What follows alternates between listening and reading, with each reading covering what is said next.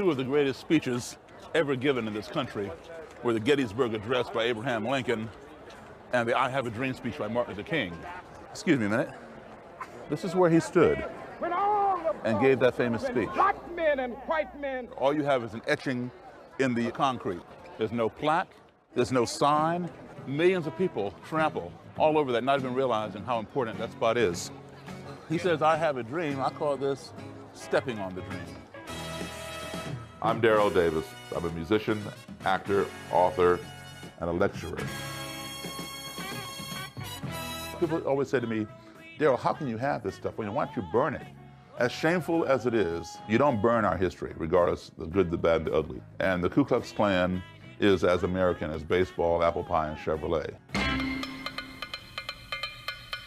Hey, Frank, how you doing, man? Hey, Gary. Nice to meet you. My pleasure. Here's my great Titan, Rube. Let me put it on? Yeah.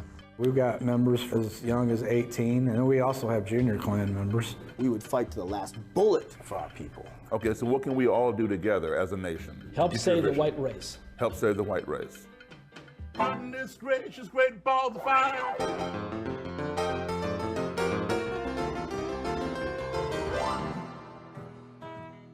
How can you hate me when you don't even know me? Look at me and tell me to my face why you would lynch me. This country's been through a lot. It still has a long ways to go. An awful long way, as news will tell you. I'm mad. We should all be mad. We have a society that has determined that we should fear the black man. Give that person a platform. Allow them to air their views, and people will reciprocate. I never set out to convert anybody. In my quest, some of them ended up converting themselves. Hey, this is somebody I can relate to. Okay, welcome to the Opperman Report. I'm your host, Private Investigator Ed Opperman. I was just watching this film, documentary film. It's about an hour and a half, called Accidental Courtesy. Daryl Davis, Race and America.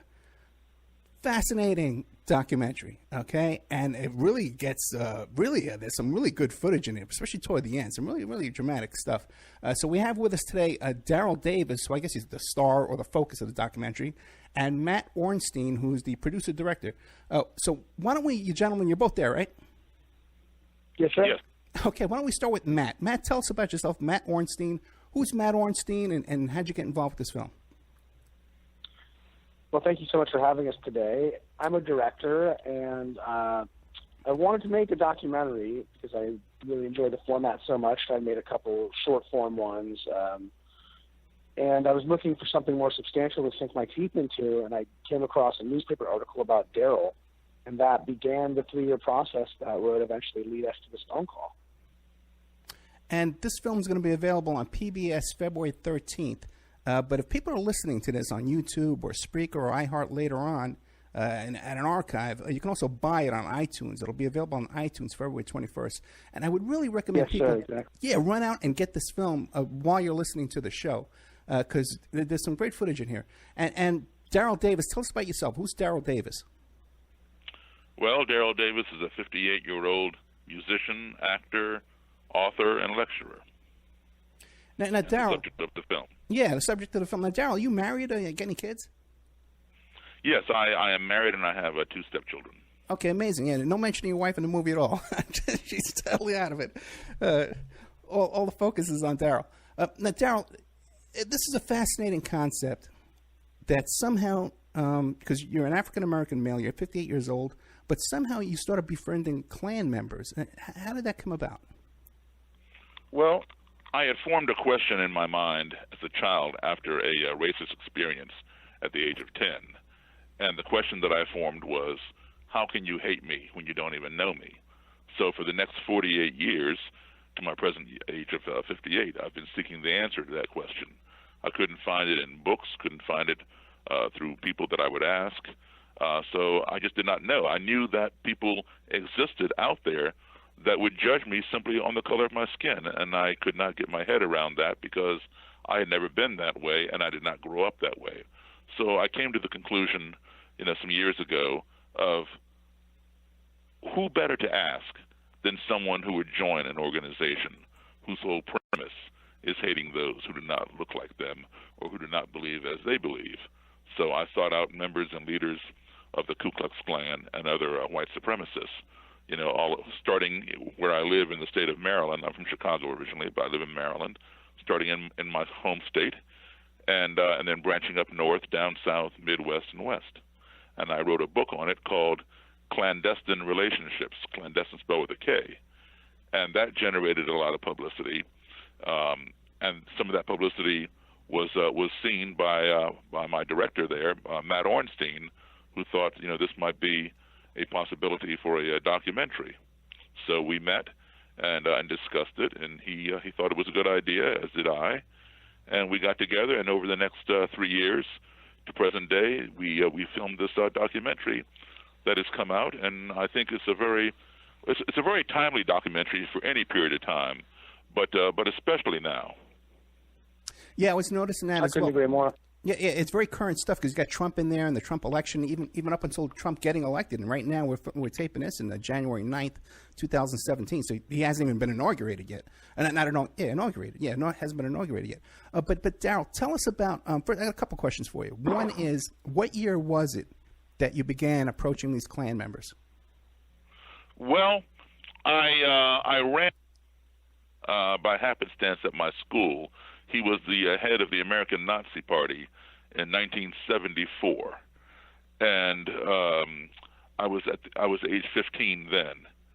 And it was he said that he was going to send all black people, including me and another guy in my class, back to Africa, and all the Jews back to Israel. So I'd already had an experience when I was 10 years old, but when at the age of 15, he was the one who was the impetus for me to get out and start buying books and reading about black supremacy and white supremacy and anti-Semitism, the Nazis, the Neo-Nazis, and the Ku Klux Klan. So I began purchasing all this material and just absorbing myself in it, and so that was the start. But I started my book of actually seeking out Klan members in the 90s. I had run into some in the 80s. And some were violent, some were very cordial and very friendly, as a matter of fact.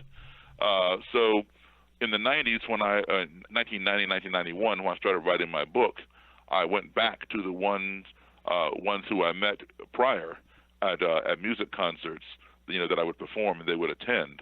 I would contact them and get them to sit down with me and give me some of their perspectives and put me in contact with their leader. Now you mentioned a racist experience you had as a child. Now that's the one that's featured in the movie in the parade? Correct. Yeah, why don't you tell us about that? That was the first one. Yeah, first of many. Describe that to us, yeah. Well, I just returned. I guess it's probably important for your listeners and people to know that my parents were U.S. Foreign Service diplomats. So I grew up as an American Embassy brat. And I had a childhood unlike most of my fellow Americans. I spent a lot of time overseas. You get assigned to a country for 2 years, and then you return home to the States. You're here for like 9 months to a year, and then get reassigned to another country overseas. So when I was overseas in the early 1960s and early 70s, in grade school, elementary school and stuff, my classes contained other kids from all the embassies that were in those countries. So literally, my classroom looked like a little United Nations, if you will. If you had to describe that scenario today, you would use the term multicultural. Back then, in the 1960s, that term multicultural did not exist. To me, it was just the norm. But when I would return home here to the States, my classes were either filled with all black kids or black and white kids, depending whether I was in the newly integrated school or perhaps the still segregated one, having yet to be integrated. And there was not the amount of diversity in the classroom here in the States that I was accustomed to abroad.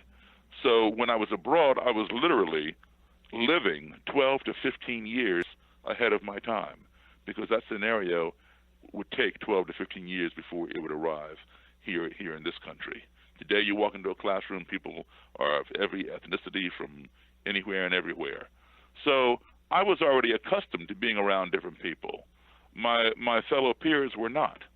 But when we came back here, my father went to Boston University to get his master's degree in anthropology.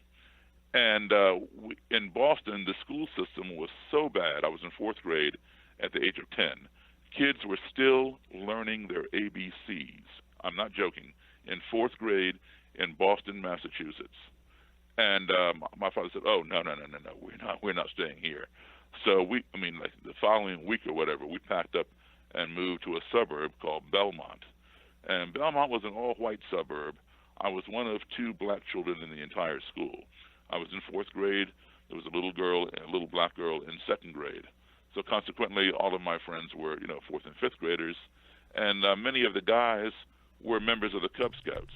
They invited me to join, and I joined. I was the only black scout anywhere around.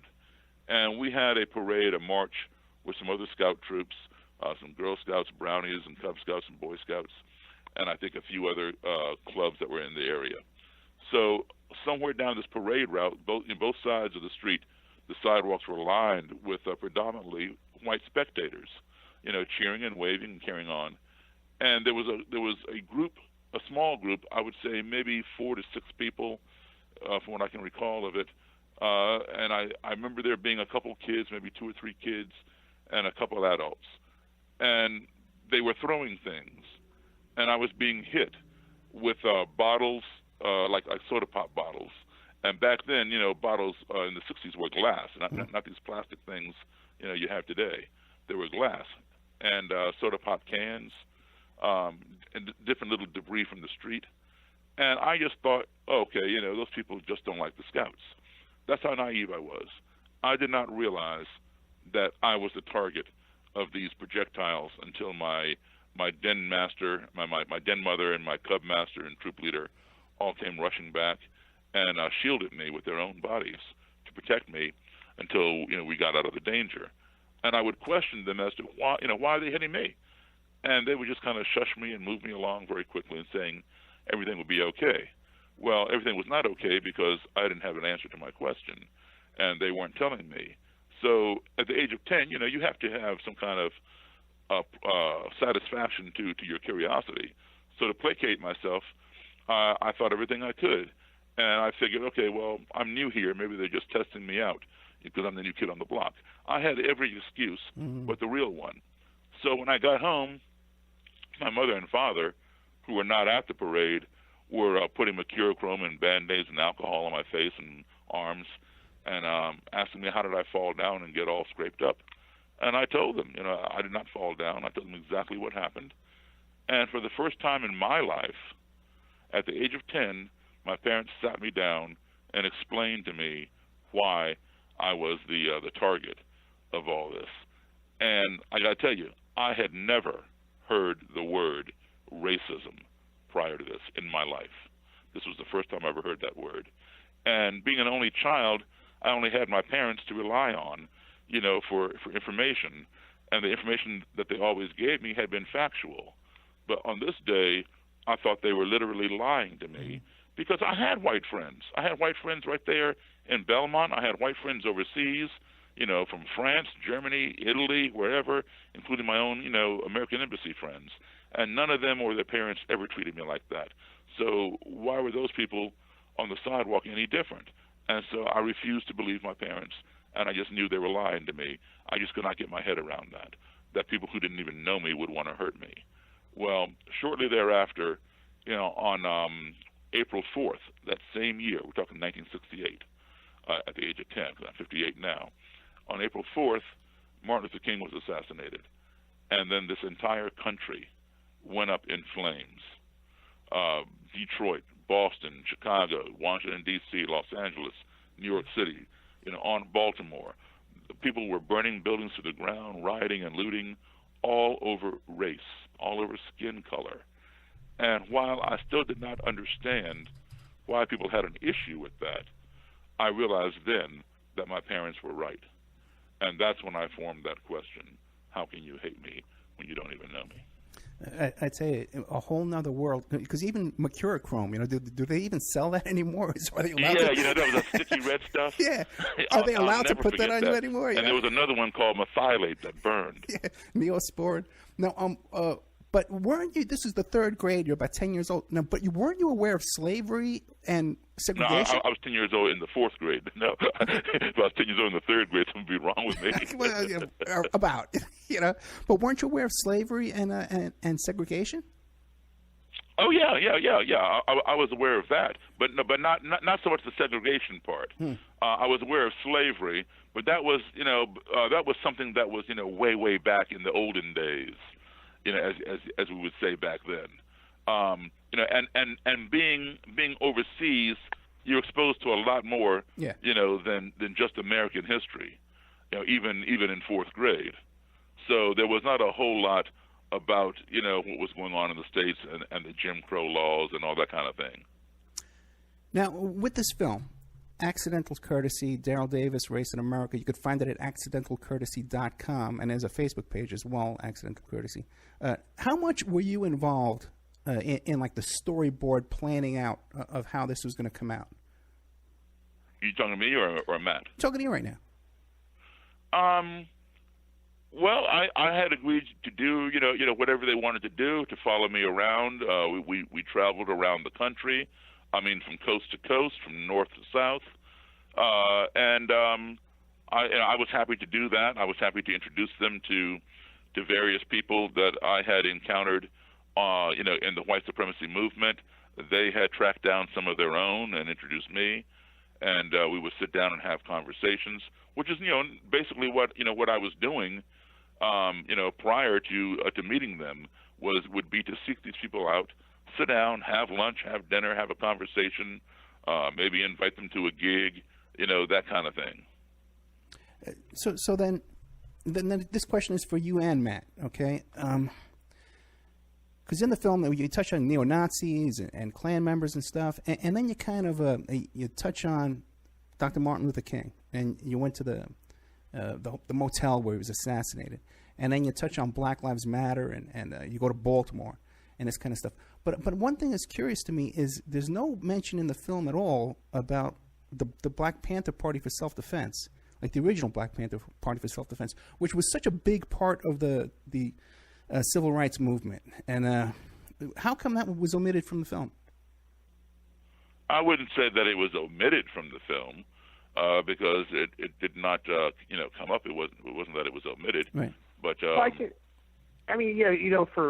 for my part, in retrospect, with where we are now and a lot of stuff I had to cut, and a lot of the subplot of music as integration and other forms of the civil rights struggle, I wish it had been a 5-part Netflix series or something that allowed us to really explore in more detail these themes. Right now it weighs in at like 96 minutes, and you really are not trying to be much longer than an hour and a half as a documentary, and so a lot of really hard choices had to be made. But I hope in the future we'll work together, focus a little bit on the Black Panther Self-Defense Party for sure. Okay. Yeah, and I dealt somewhat with a lot of black groups, both black separatists and black supremacists. While I was writing my book, Clandestine Relationships, even some members of the Black Panther Party, and I want to make a point that the Black Panther Party that you speak of, the original one, is not at all the same or in any way connected with the one that is around today.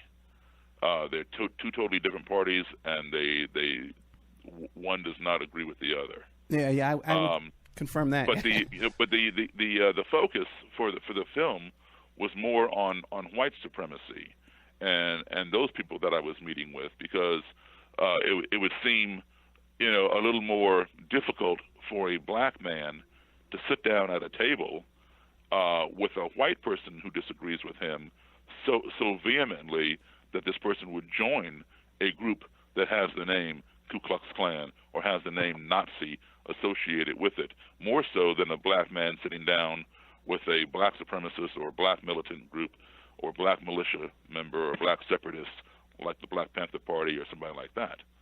So the focus was more on this black man sitting down with white supremacists than with the other.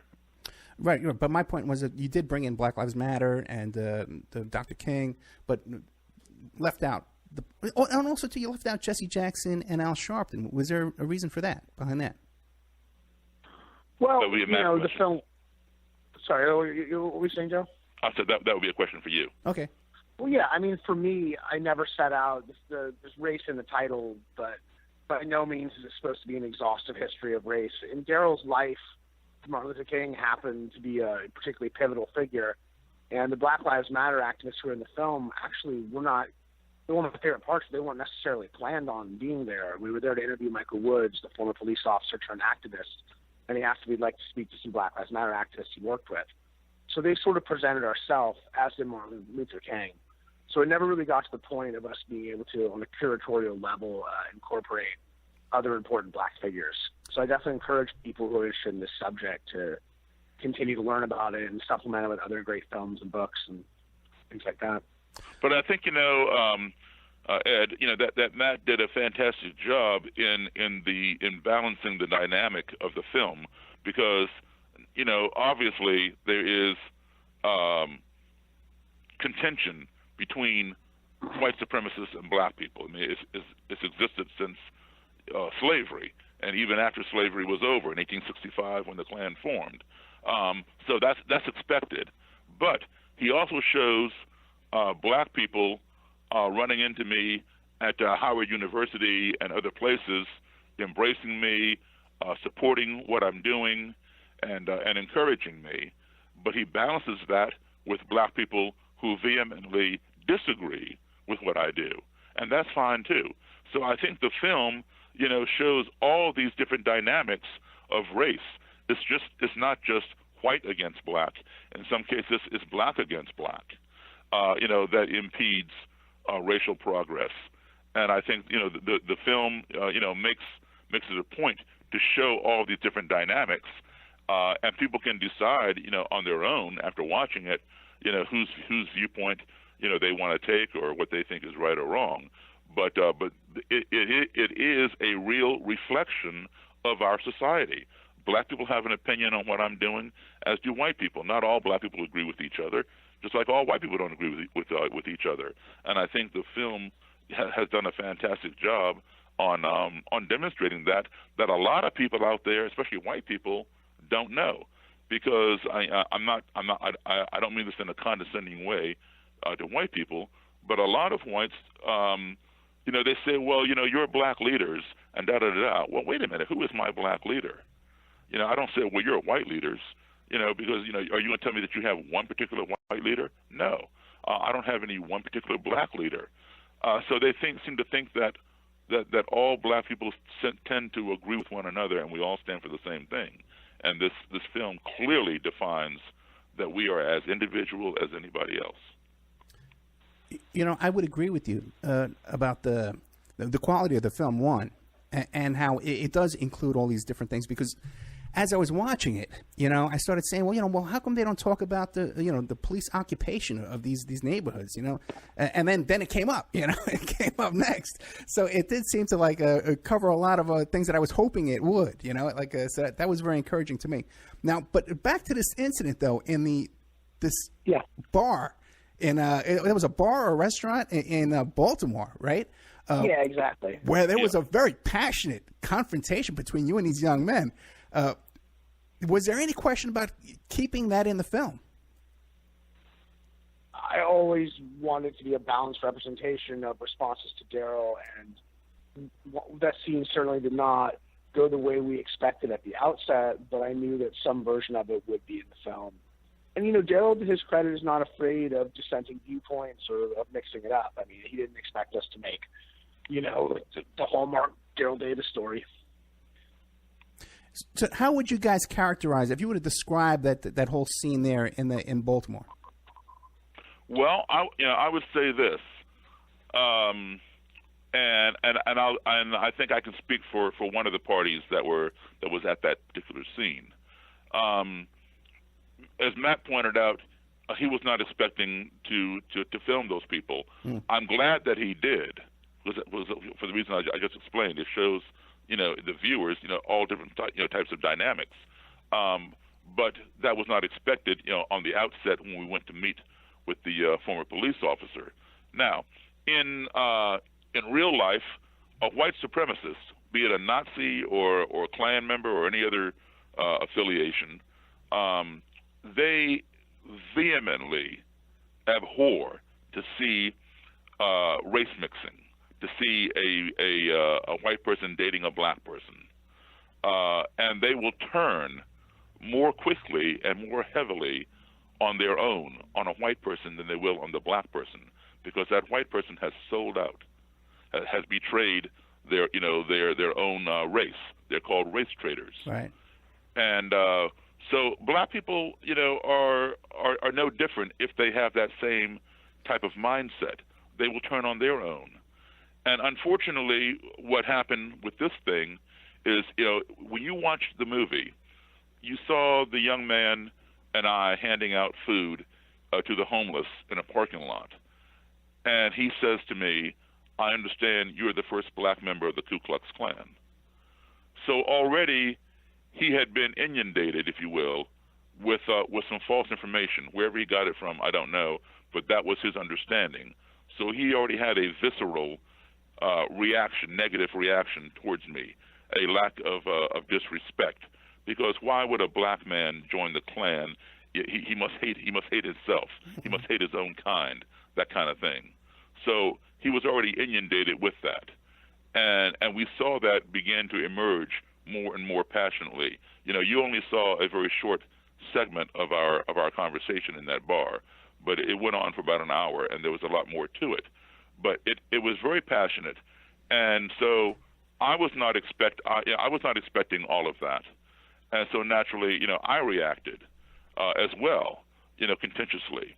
But I will say this, he and I spent a lot of time together this past weekend, hanging out and having dinner and lunch, and just sitting around talking, riding in cars through New York City, and we're friends. We hugged, we shook hands. He has a better understanding of what I do. I have a better understanding of why he was the way that he was. And he said to two audiences during Q&A that he wished he had met me before the filming of that scene, because he really did not understand, what I was about. And while he still maintains, that he disagrees with some of the tactics, that I do, what I do sitting down with these people, that that's not his thing, what he wants to do, but he understands my feeling of what I want to do. So, we are in agreement with that. We agree to disagree, and there's no more contention about that. So he was reacting viscerally. Now, when I go into a Ku Klux Klan rally, or if I go to meet with Klan people, I expect them not to like me. That's why they're in the Klan. Okay, I'm not going there to be embraced and be treated like a long lost relative. I expect to hear racial epithets. I expect to hear how inferior I am and how superior they are, and because I expect it, it rolls off my back. But if I were to just walk out my front door and go walking down the street, and somebody racially, verbally assault me, then I'm going to have a quick negative reaction, because I'm not expecting that. So in this scene that you saw in the movie, neither of us were expecting, what happened, and that's how it reacted. But fortunately, we, cooler heads prevailed, and we got together and talked, and things are worked out. Yeah, I tell you, if there's another hour of footage of that, there has to be a director's cut of this film come out, because that was such raw emotion and passion, from all sides. No, really, I like that. Well, believe it or not, yeah. Believe it or not, and Matt may speak more to it than I can, and I'm not going to name anybody in particular. But there were some people and organizations that thought that scene was staged. Oh, really? And I can assure you it was not staged. Nothing in that movie was staged. Yeah, that's right. A very prominent documentary film festival. and see, that's what I'm talking about. Where people, the general public does not have a background, does not have a clue how certain people feel about certain people. So, it would be surprising for, in this case, white people to see black people go at it when each one wants the same thing, as an end result. That's right. I couldn't get. I'm going to watch it again, but I never got that impression whatsoever. It just seems so natural. But now that had to be filmed right around the time of the death of Freddie Gray, when emotions were really high in that neighborhood. Yes. Yeah. So I could imagine now. And these guys are on the front lines. You got to admit, they're fighting for their lives. You know what I mean? You can't hold it against them. Well, listen, we all are fighting for our lives. Yeah. I'm fighting for my life when I go to a Klan rally. They're fighting for their lives and their future from being accosted and murdered by police officers for holding a cell phone or their wallet, or being choked to death for selling loose cigarettes. Yeah. When a white guy can walk into a church and murder 9 people and be handled with kid gloves, not even thrown on the ground, just have his arms put behind his back and taken to Burger King because he's hungry on his way to jail. Yeah, I'm from Staten Island, so where Eric Garner was choked out and murdered. Sure. And I don't know if you guys have ever read it, but he wrote a handwritten civil rights complaint while he was sitting in Rikers Island against those same police officers that killed him later on. And I don't know if you've ever read it, but it's available online, and it's just horrific what they did to this man. When you see him at the beginning of that tape, he says, "Not you guys again. This stops today. I've had enough." This man was raped by these police officers. They anally raped in the street, or digitally with their fingers, doing a public search on him. And it's all written out by hand in a civil rights complaint that he wrote from Rikers Island. And I would encourage people. I did a whole show about it once, but I would encourage people to go and look that up online and read it. You'll have a heart attack when you see it. It's just horrific. Yeah. I've seen things like that before, where people have here where I live, people have complained about a certain officer, and next thing you know, they end up dead by that officer. No, I'm in Vegas now. We haven't had a police convicted of killing an unarmed civilian here in 30 years. Okay, we got to take a commercial break. We're here with Daryl Davis and Matt Ornstein. Daryl Davis is a longtime musician, and he has this lifelong project where he visits with these Klan members, and he gets them to turn in their robes, and he converts them to, I guess, decency, you might call it. And the movie is called Accidental Courtesy, Daryl Davis, Race and America. You can find it on PBS February 13th. Then it's going to be on iTunes on February 21st, and then hopefully Netflix. I think it'll be coming out on Netflix as well. And the website is accidentalcourtesy.com. We'll be right back with more of Daryl Davis and Matt Ornstein right after these messages. And now a word from our sponsors. Did you know that 30% of all people...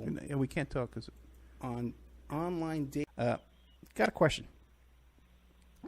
Sure. The thing about... the part of this whole thing is that Daryl, that you go and you convert these Klansmen. They turn in their robes and they quit the Klan. How many of these Klansmen have turned in their robes to you? Okay. Well, first and foremost, I don't go and convert them. That was never my intention, and was not what I was seeking to do. I was just seeking to get an answer to my question. But over the course of time, in sitting down and talking with them, hanging out with them coming to my gigs or communicating with me, many of them began rethinking, their ideology, and I was the influence and impetus for that. But ultimately, they converted themselves after rethinking it and after talking with me. I did not go there and say, you know what, you need to quit. Right. You need to, give me that robe. But to answer your question more specifically, I have probably directly influenced, I would say maybe 30 to 40 who've left, and some of them I haven't even met. People have emailed me, Klan people, and said, that they read my book or they heard me on TV or whatnot, and that I really made sense. They discussed it with their families and whatever else, and decided, to give it up. In fact, I got an email a couple months ago from a Klansman who's a preacher down in Kentucky or something, and he'd like to meet up with me. But and this has happened, ever since my book came out. And even, again, it's happening with much more press, that we're getting now because of this documentary.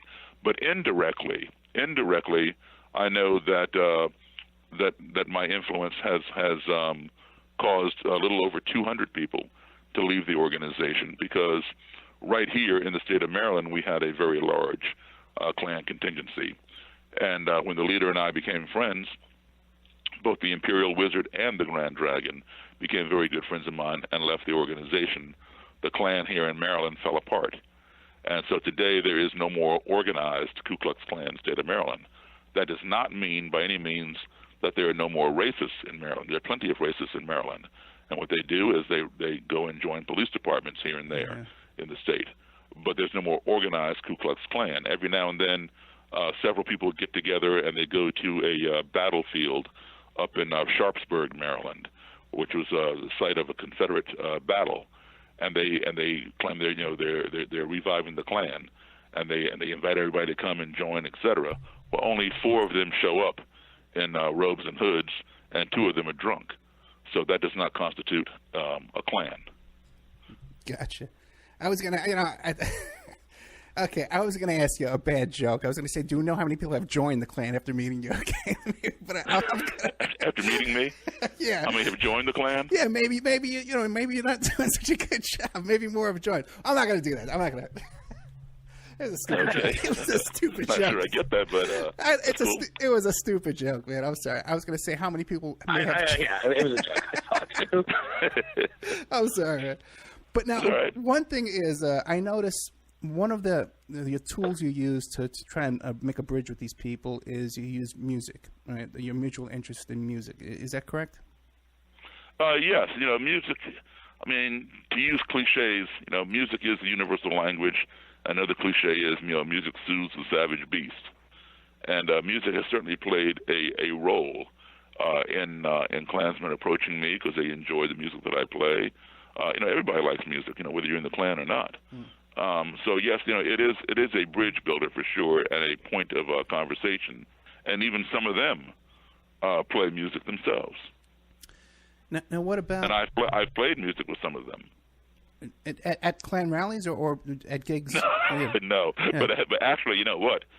This one Klan leader wanted to hire my band to play at his rally. Well, wasn't there something too where they actually used your bus? Yeah, I lent them my bus. Yeah. And what inspired you to do that? Well, that's a funny story. The Klan leader here in Maryland called me and said, did I know of any places down here in my county, because he lives in a different county about an hour and a half away. Asked me if I knew of any places in my county that rented buses. Because the bus rental place up in his county would not rent him anymore because everybody knew, the Klan was on the bus and they'd throw rocks and break out the windows and, damage the bus. So the company, had to suffer damage to their vehicle. And so I said, I'm not in the habit of renting buses. I'm sure there are places down here, but, I didn't know of any off the top of my head, but I would research it for him. And then I said, hey, well, hold on a second. I said, what day is your rally? And he gave me the date. And the rally was going to be down here in my county. And so I looked at my calendar, and I did not have a gig that particular day. And so I said, I'll tell you what, why don't you take my bus? And he said, he started laughing like I was making a joke. And I said, no, I'm serious. You can have my bus. He says, well, how much do you want for it? I said, no, I'm going to give it to you. I said, just, put gas, return it with gas. And he said, oh, I want to give you something. I said, no, don't worry about it. I said, just take care of it, put some gas in it, and I don't need it that day. I'll take out all my equipment. You can come down and get it. So he was, profusely grateful, and he and another Klansman came down, and they took my bus back up to their county. And then when they came down that weekend, nobody knew about this rally. It was not publicized. Only the police knew about it. It was a march, not really a rally, a march. And because you have to have a permit to march, in the middle of the island, in the street or whatever, the median or the sidewalks. So the police knew about it, And so all these police officers were lined up and down this 3-mile march path. And my secretary and I, and this girl that I was dating at the time, we went there because we had the location. The rest of the public did not have it. And so we're standing on the corner. A couple cops are standing across from us, and the two ladies, my date and my secretary, both of whom were white, kind of walked a little bit away from me to smoke a cigarette because I don't smoke, so they didn't want to offend me or something. And I'm standing there, and one of the cops walked up to me because I didn't cross the street, when the light said cross. And he says, "Are you waiting to cross?" And I said, "No." And I knew what was up with him. He wanted to know why I was there, and he was getting edgy because he thinks, the Klan is going to come here and they're going to walk right down this pathway right in front of this guy, and there's apt to be some kind of issue. So he says, "Well, why are you just standing here?" I said, "I'm waiting." And he said, "What are you waiting for?" I said, "The same thing you're waiting for." And he said, "And what would that be?" And I said, "The Klan." And he says, "Well, how do you know about that?" I said, "The same way you do." And he says, "Well, how was that?" I said, "Well, they told me." And he was just incredulous. Like, I was lying to this guy. So he went on back and started talking to his partner like I was some kind of, smart aleck. And then a little while later, his lieutenant came. It was a lady lieutenant. And she talked to them, and they pointed at me. And then she came over, and she says, "I understand that the Klan is coming by here." And I said, "Yes." And she says, "How do you know?" And I told her the same thing. I said, "The same way you know." And then she said, "Wait a minute. What's your name?" And I said, "Daryl Davis." She goes, "Oh, I know who you are. You're so-and-so's friend," meaning the Klan leader. And I said, "Yes." And then she goes back to them and says, "He's okay. He knows. Everything's cool." So then a few minutes later, they're not sure what vehicles have Klan in or not, and they all have walkie-talkies up to their mouths, communicating all the way down the parade route. And so here comes my bus. I recognize it from afar. And the bus is going by, and the Klan leader is driving it, and he waves at me, and I wave back. And as soon as the bus passes, I tell the cops, I said, "That's the Klan right there." And, they weren't wearing their robes and hoods. And then they look at me like, "How do you know?" And the lady says, the lieutenant says, "Trust me, he knows." So they got on their radio, started radioing up and down, and then the bus went down the entire parade route, and then it came back, and it parked across from us, and they started, dressing inside my bus, and they all came out of my bus wearing their robes and hoods, and then they began walking down the sidewalk, this 3-mile walk, and I walked along with them, keeping a little distance, not to interfere with their march, taking pictures of the parade. Of course, they didn't bother me. They all, most of them knew me, not all of them, but different people were riding bicycles, strolling their kids in their carriages and whatever else, and were totally freaked out because this is Montgomery County, Maryland, affluent Montgomery County, Maryland, and here's the Klan marching down a main thoroughfare here in the county. So in fact, a woman and her daughter ran back into their house, and when the Klan came back the other way, they were holding up signs protesting the Klan. So there was never any violence. Some people drove by yelling things at the Klan, and some people drove by, yelling support for the Klan. And then when they all got back, I walked over to my bus, where they were getting on, and I told, the Klan leader said, I'll go ahead and bring the bus, by your house. I said, "Okay, fine, I'll meet you there." And so, we went to my house. My secretary, my friend, and I went to my house, and they came to my house, and there were about, maybe 17 of them. They came inside my house and sat around in my living room. And I don't drink alcohol, but I knew they did, and I had bought some cases of beer and stuff, and I offered it to them, and they sat around and drank. There were two Klan members who did not drink. They were very, very on edge, A, about being in a black man's house, and B, about, socializing with a black person. So they refused, anything from me. And shortly thereafter, they quit the Klan themselves. They did not quit because they no longer believed in it. They quit because they thought that their leader had sold out, and they started. The leader started receiving hate mail from them, calling him an in-lover and this, that, and the other. But the other guys all had a good time sitting around in my living room, shooting the bull and drinking beer. And then when it was over, they got in their cars, and there were two cars that parked in my driveway. And then they got in those two cars, and the other ones got inside the leader's truck, and the guy that he came down with, and they left. The next morning, when I got up to go out and get my mail out of the mailbox, there were some county police cars sitting across the street from my house, looking at my house.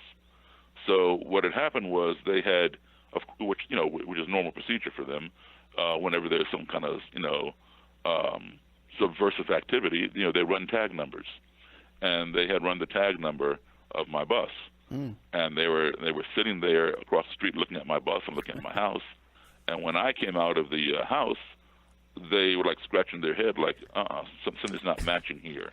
That bus, a black man in the house, and that bus parked in the driveway that contained a bunch of Klan people. So they couldn't quite put it together. Yeah, I'd love to get a look at that report. But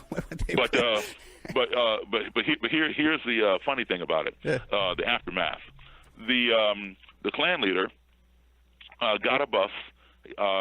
One of his he was the imperial wizard over 13 states, and one of his grand dragons, meaning state leader, imperial wizard is national leader. One of his the grand dragon for Tennessee had found an old school bus down there for sale. So the Klan purchased it. And the Grand Dragon up here is a mechanic. And so the bus was brought back up this way, and the Grand Dragon here, fixed it, repaired the engine and all that kind of stuff. So now they have their own bus, so they can go to their rallies. And so they wanted to name the bus something.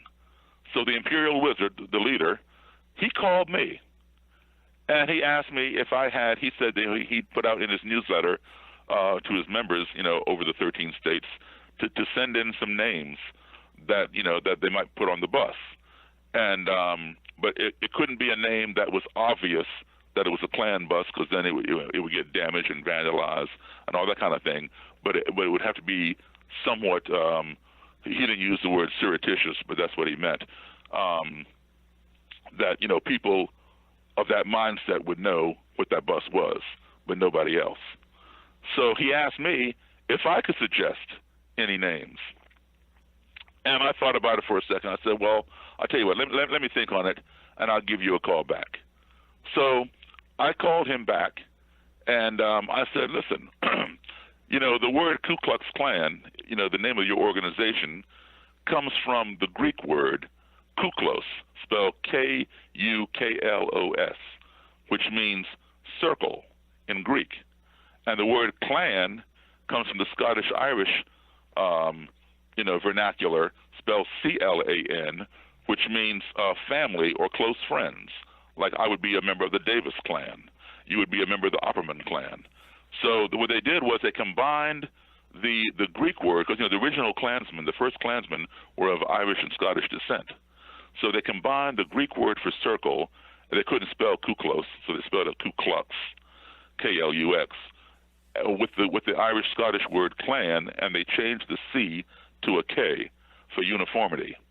So you have KKK, Ku Klux Klan, which translates to circle of close friends or circle of family. And that's the definition of Ku Klux Klan. Now, so, the three Ks.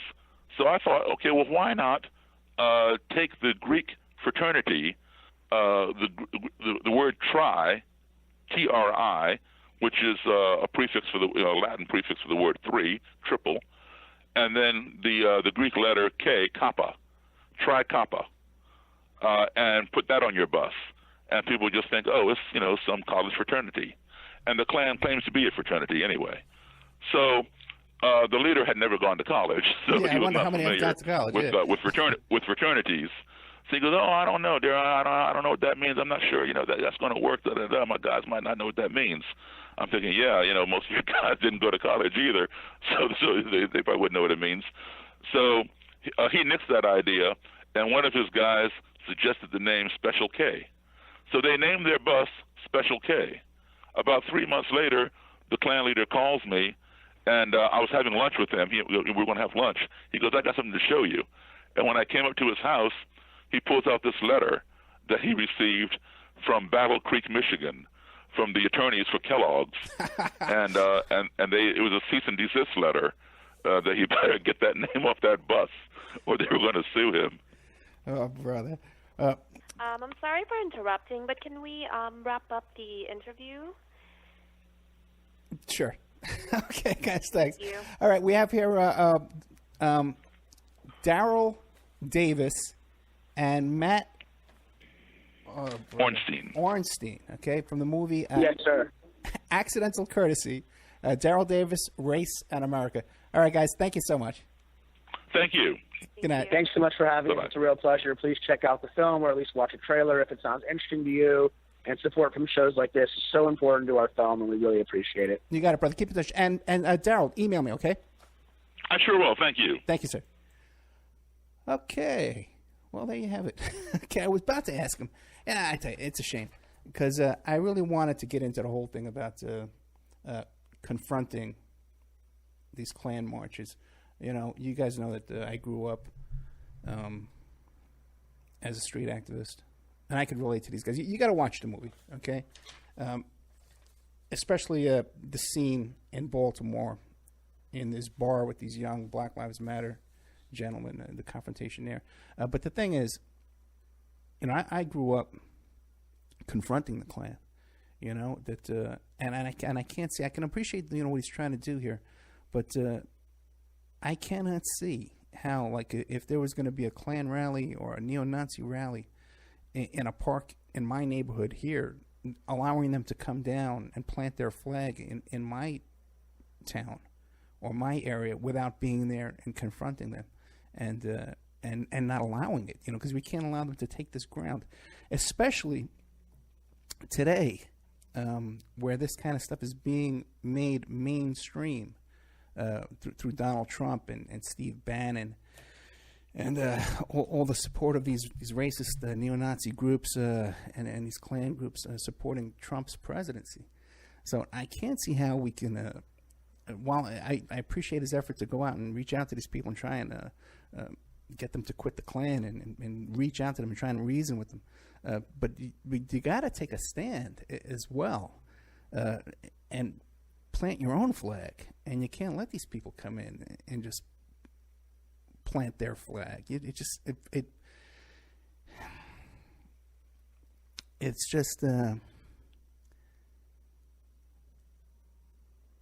it irritates every fiber of my body to think we would allow that. Now, on the other hand, when I was growing up, and we had this business about these Illinois Nazis and the ACLU defended their right to assemble and speak. I agree with that, especially at the time. I had to be convinced of this at the time when I was a kid, that they deserve the right of free speech as well. See, I believe that people have the right to be racist, and I believe that we should all have free speech. But something else tells me, though, that when they have their free speech, we should be there.